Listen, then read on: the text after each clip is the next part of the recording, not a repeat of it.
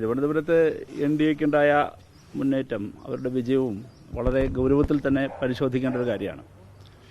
അപ്പോൾ അത് വളരെ വിശദമായി തന്നെ പരിശോധിച്ച് പറയേണ്ട കാര്യവും NDAയുടെയും BJPയുടെയും മുന്നേറ്റത്തെ അവിടെ ചെറുക്കാനുള്ള പദ്ധതി ഒരു ഇടതുപക്ഷ രാഷ്ട്രീയ പാർട്ടി എന്നുള്ള നിലയിൽ CPIM പ്രത്യേകമായി ആലോചിക്കുകയും ചെയ്യും. അതിൽ യാതൊരു സംശയവും വേണ്ട. പരാജയത്തിൽ പതറിപ്പോവുകയല്ല, മറിച്ച് പരാജയത്തിൽ നിന്ന് പാഠം ഉൾക്കൊണ്ടുകൊണ്ട് എങ്ങനെയാണ് അവിടെ BJPയുടെ വളർച്ച, അപകടകരമായ BJPയുടെ വളരുന്ന ട്രെൻഡിനെ എങ്ങനെയാണ് തടയേണ്ടതെന്ന് പരിശോധിക്കും. ഒന്ന്.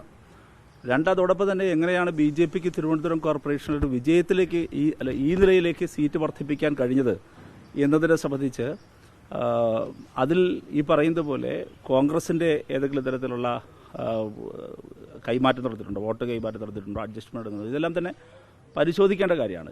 രണ്ട് തരത്തിലും ഞാൻ പറയുന്നത്, ഒന്ന് BJPയുടെ രാഷ്ട്രീയ വളർച്ചയെ യാഥാർത്ഥ്യബോധത്തോടെ മനസ്സിലാക്കുകയും അതിനെ ആ അപകടത്തെ ജനങ്ങളോട് പറഞ്ഞുകൊണ്ട് വളരെ ശക്തമായി അതിനെ അവരുടെ ആഴത്തിലോട്ട് അതിനെ വേരാഴ്ത്തി പോകാതെ അതിനെ ശ്രദ്ധിക്കുകയും ചെയ്യേണ്ട ഉത്തരവാദിത്തം രാഷ്ട്രീയമായി CPIMനുണ്ട്. തീർച്ചയായും ആ ഉത്തരവാദിത്തം CPIMും ഇടതുപക്ഷ ജനാധിപത്യ മുന്നണിയും തുടർന്ന് നിർവഹിക്കും. അത് വളരെ വസ്തുതാപരമായി കാര്യങ്ങൾ മനസ്സിലാക്കി ഞങ്ങളതിൽ രാഷ്ട്രീയമായി നേരിടാനുള്ള നല്ല കരുത്ത് തിരുവനന്തപുരത്തെ പാർട്ടിക്കുണ്ട്. അത് തീർച്ചയായും നേരിടുക തന്നെ ചെയ്യും. CPIMന്റെ ഔദാര്യമാണ് BJPയുടെ വിജയം എന്നാണ് KC വേണുഗോപാൽ. അത് തിരുവനന്തപുരത്തെ പലയിടത്തെയും പരിശോധിച്ചാൽ മനസ്സിലാക്കുമല്ലോ. KC വേണുഗോപാൽ എന്താ പറയുക, ഇപ്പോൾ അവർക്ക് ലഭിച്ചിരിക്കുന്ന ഈ തദ്ദേശ സ്വയംഭരണ സ്ഥാപനങ്ങളുടെ തെരഞ്ഞെടുപ്പിൽ UDFനുണ്ടായ ഒരു മേൽക്കൈയിൽ വല്ലാതെ ഒരു അഹങ്കാരത്തിൻ്റെ ഭാഷ ശ്രീ KC വേണുഗോപാലിന് വന്നിരിക്കുന്നു. അത് വരരുത്. വിജയത്തെ ഞങ്ങളും ഉൾക്കൊള്ളുന്നു, നിങ്ങളുടെ വിജയത്തെയും അതോടൊപ്പം തന്നെ ചിലയിടങ്ങളിൽ ഞങ്ങൾക്കുണ്ടായ വലിയ പരാജയത്തെയും ഒക്കെ ഞങ്ങൾ പൂർണ്ണമായി ഉൾക്കൊള്ളുക തന്നെയാണ്. അതിന് ശ്രീ KC വേണുഗോപാൽ വല്ലാതെ പറയരുത്. ഞങ്ങളുടെ ചിലവിലാണ്, ഞങ്ങൾക്കിങ്ങനെ BJPയെ ജയിപ്പിക്കുന്ന പരിപാടിയുണ്ടാവും. ഈ പറയുന്ന ശ്രീ KC വേണുഗോപാലല്ലേ അദ്ദേഹത്തിൻ്റെ സ്വന്തം സീറ്റ് ഒഴിഞ്ഞുകൊടുത്ത് രാജ്യസഭയിലേക്ക് ഒരാളെ രാജസ്ഥാനിൽ നിന്ന് ജയിപ്പിച്ചുകൊണ്ട് വന്നയാൾ. എന്നിട്ട് ശ്രീ KC വേണുഗോപാൽ ഇതാ ഞങ്ങളുടെ പേര് ആരോപിക്കുക. അപ്പോൾ അത് ശ്രീ KC വേണുഗോപാൽ തന്നെ സ്വയം കണ്ണാടി നോക്കി പറയേണ്ട കാര്യമാണ്, ഞങ്ങളുടെ പേര് ആരോപിക്കേണ്ട കാര്യമല്ല.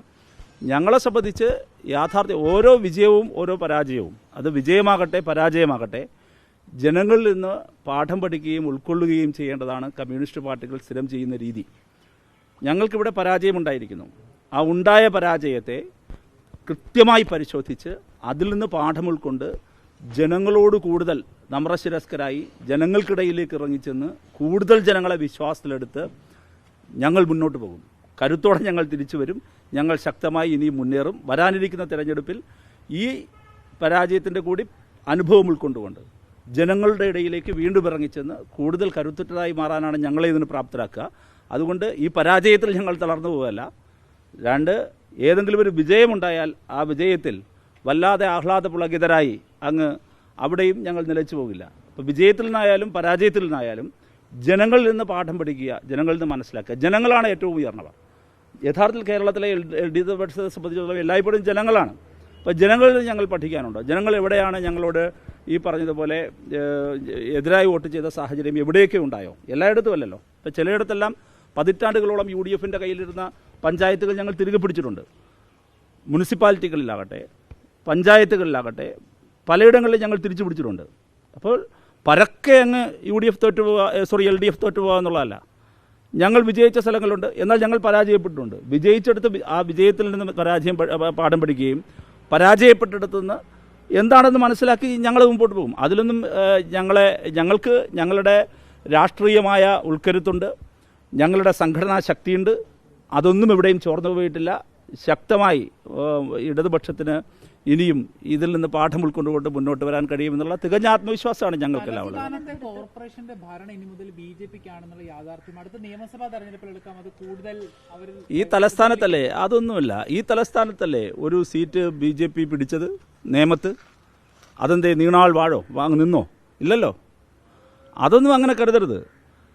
തിരുവനന്തപുരം കോർപ്പറേഷനിൽ BJPക്ക് അങ്ങനെ അല്പം മേൽക്കൈ കിട്ടി എന്ന് പറഞ്ഞിട്ട് തിരുവനന്തപുരം ആകെ അങ്ങ് പോയി. അങ്ങനെയാണെങ്കിൽ തിരുവനന്തപുരത്ത് വേറെ എവിടെയെങ്കിലും BJP അങ്ങനെ മേൽക്കൈ ഉണ്ടാവണ്ടേ? അങ്ങനെയൊന്നും ഉണ്ടായിട്ടില്ല. ഞങ്ങൾക്ക് വളരെ ആത്മവിശ്വാസത്തോടെയാണ് ആ കാര്യങ്ങളെ ഞങ്ങൾ നേരിടുന്നത്. നിയമസഭയിൽ ഇത് ഒരു തരത്തിലും സ്വാധീനിക്കില്ല. ഇല്ലല്ലോ.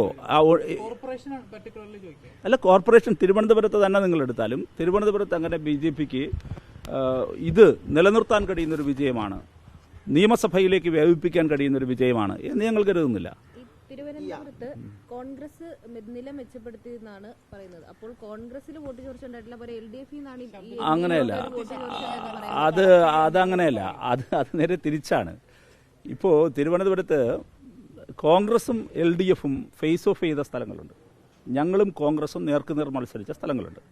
അവിടെ BJPക്ക് ഒരു വിജയപ്രതീക്ഷയുമില്ലാത്ത സ്ഥലങ്ങളാണ്. ആ സീറ്റുകളിൽ കോൺഗ്രസിന് വിജയിക്കാനായി. അതാണ് കോൺഗ്രസിൻ്റെ നില മെച്ചപ്പെട്ടത്.